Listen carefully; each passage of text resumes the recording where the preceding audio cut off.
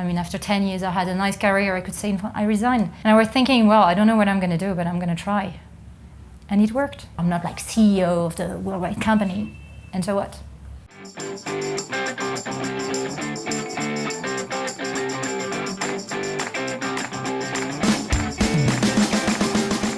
Hello, my name is Virginie Moyrand. I'm 40 years old. I'm H.03 2003. I have 3 children and I'm living in Bogota today, where I'm in charge of a Neoen subsidiary, a French IPP.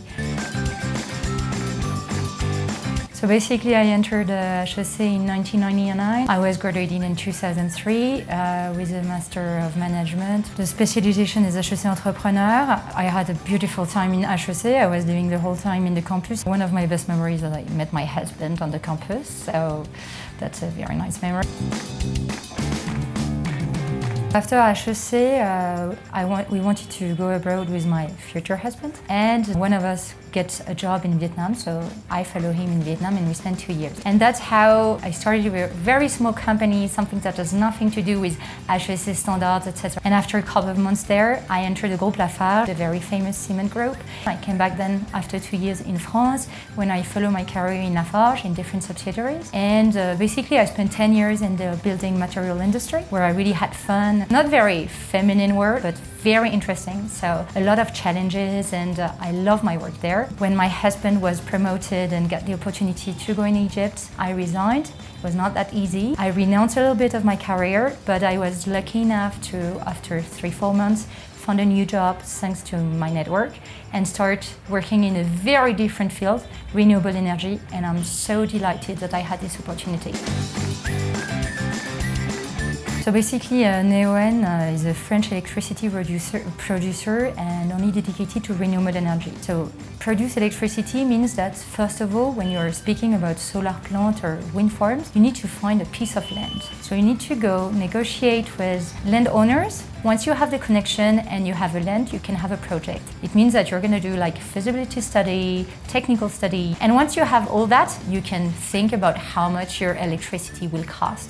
And if you have an idea of your price, you can start finding a client. So my job is like basically to do the technical part and then do the commercial part. It could be a private client, could be a national tender, which is very frequently the case in our sector. And once I have won or signed a contract, I can start the financing phase. So basically, I go and speak to all the banks. Once they agree to finance your project, you enter the due diligence process, and then you can start the construction. My job personally stops at the construction phase, but as like a country manager, I will be in charge as well of supervising the construction. So it's a very diversified work where I believe that what I learned in H.03 Entrepreneur helped me a lot, because I'm handling with technical staff, tax staff, legal staff, political lobbying, and financing.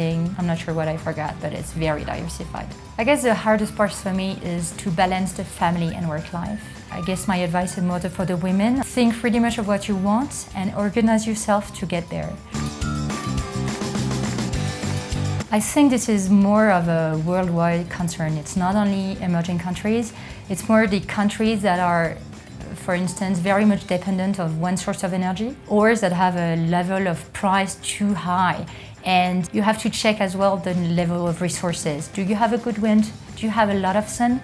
If yes, that makes sense to start introducing renewable energy in your electricity mix. Sometimes it's not very competitive, but year after year it becomes more and more competitive because financing is less expensive, equipment are less expensive, experience is higher. So for instance, this is the case in Colombia. We have 70% of the electricity that comes from the hydro, and hydro is very cheap because you have a lot of water, because Colombia is amongst the 10 countries the most exposed to the climatic change. In terms of independence, it makes all sense.